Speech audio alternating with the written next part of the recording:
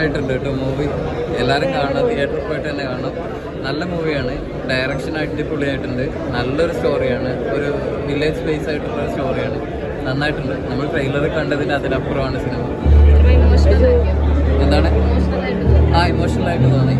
നല്ല മൂവിയാണ്. എല്ലാവരും തിയേറ്ററിൽ പോയിട്ട് കാണണം. ഉർവശിയാണ്. ആ ഒരു എക്സ്പീരിയൻസ് വെച്ചിട്ട് നല്ല അഭിനയ മികവ്, അവാർഡുകളൊക്കെ കിട്ടാൻ സാധ്യതയുള്ളൊരു മൂവി തന്നെയാണ്.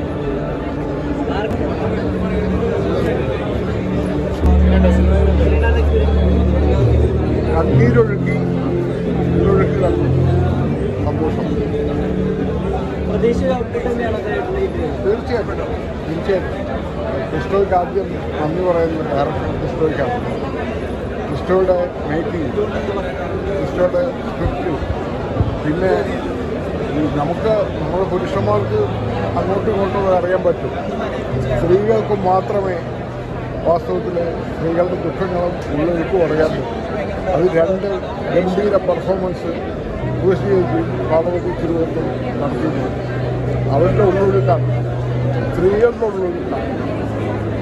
പുരുഷന്മാരുടെ ഉണ്ട്, അതിനകത്ത് വരുന്നുണ്ട്. അതൊക്കെ എല്ലാ മനുഷ്യൻ്റെ ഉള്ളിലോട്ട് ഉള്ളൊഴുക്കുണ്ട്. അത് പ്രകടമാക്കുന്ന ഒരു ഗംഭീര സിനിമയായിട്ടാണ് എനിക്ക് ഫീൽ ചെയ്യുന്നത്. ഞാൻ അഭിനയിച്ച സിനിമയായതുകൊണ്ട് പറയുന്നതല്ല. ഞാൻ ഇഷ്ടപ്പെട്ടില്ലെന്ന് പറയും. എനിക്ക് ഇഷ്ടപ്പെട്ടു. ഗംഭീര സിനിമ, ഒരു രക്ഷയില്ല. പെർഫോമൻസും കാര്യങ്ങളൊക്കെ പെർഫോമൻസ് എല്ലാവരും ഒരു രക്ഷയില്ല.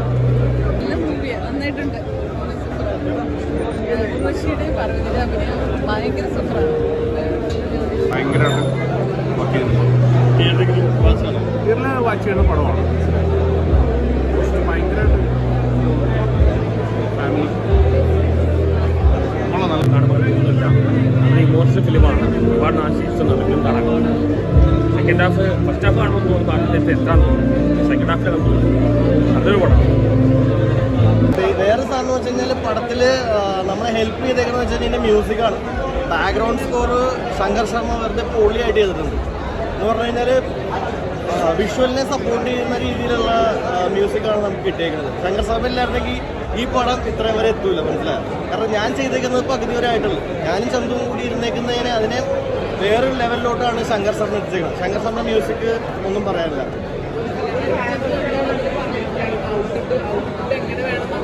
അല്ല, ഇത് നമ്മൾ ആദ്യം ട്രീറ്റ് ചെയ്യുന്ന ഒരു മോക്യുമെൻ്ററി എന്നുള്ള രീതിയിലാണ് ട്രീറ്റ് ചെയ്യുന്നത്. എന്ന് വെച്ചാൽ നമ്മൾ ഡോക്യുമെൻ്ററീനെ മോക്ക് ചെയ്തുകൊണ്ടുള്ളൊരു പരിപാടി. സോ ഒരു ഡോക്യുമെൻ്ററി ഫീൽ ഉണ്ടാവണം, എന്നാൽ ഒരു സിനിമയിലോട്ട് നമ്മൾ രണ്ടും കൂടെ എത്തിക്കുകയായിരുന്നു ഈ പടത്തിന്.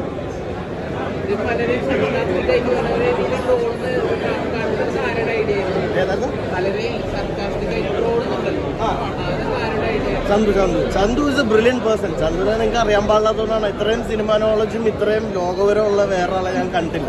ആൻഡ് ഓൾസോ നല്ലൊരു മനുഷ്യനും കൂടിയാണ്. അത് പുള്ളി ഈ പടത്തിനെ വളരെ വ്യത്യസ്തമായിട്ടാണ് കണ്ടേക്കുന്നത്. പുള്ളിയുടെ മനസ്സിലുള്ള ഇനിയുള്ള ആശയങ്ങളൊക്കെ ഇതിലും വലുതാണ്. അപ്പം അതൊക്കെ ചെയ്യാനുള്ള പുള്ളിക്ക് ഉണ്ടാവില്ല ചാൻസ് കിട്ടുന്നുള്ള പടം എല്ലാവരും കാണണം. സിനിമയുണ്ട്, ഇതിൽ പെർഫോമൻസും കാര്യങ്ങളൊക്കെ അടിപൊളി സിനിമ. എല്ലാവരും നല്ല അഭിനയം, അടിപൊളി തിരക്കഥയും എല്ലാം. നല്ലൊരു ഫീലാണ്. കരയാതെ സ്ക്രീനിൽ നിന്ന് ഇറങ്ങാൻ പറ്റില്ല. അടിപൊളി സിനിമ. ഒരു ഫാമിലി